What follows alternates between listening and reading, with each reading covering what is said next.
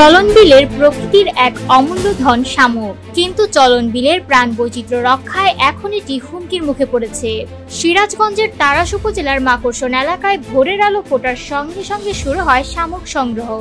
কয়েক হাজার মানুষ প্রতিদিন নৌকায় বসলেই শুরু হয় শামুক আহরণ। এরপর সেগুলো চলে যায় দেশের বিভিন্ন স্থানে, বিশেষ করে মাছের ঘের এবং হাঁসের খামারে। বর্তমানে তাড়াশ, নাটোরের সিংড়া ও গুরুদাসপুরের অন্তত 20 থেকে 25টি আড়ত সক্রিয় রয়েছে।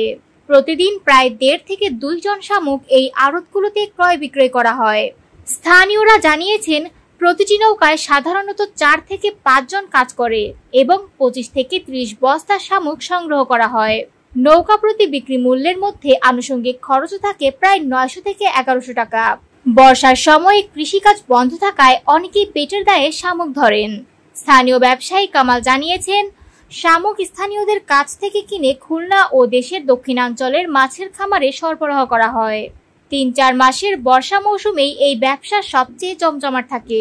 তবে স্থানীয়রা অভিযোগ করেন, প্রায় 7-8 বছর ধরে চলছে এই নিধন, অথচ কর্তৃপক্ষের তৎপরতা দেখা যায় না। বিশেষজ্ঞদের মতে, শামুক শুধু মাছের খাদ্য নয়, এটি জলাশয়ের ক্ষুদ্র জীব খেয়ে পানি পরিচ্ছন্ন রাখে এবং মাটির উর্বরতা বজায় রাখে।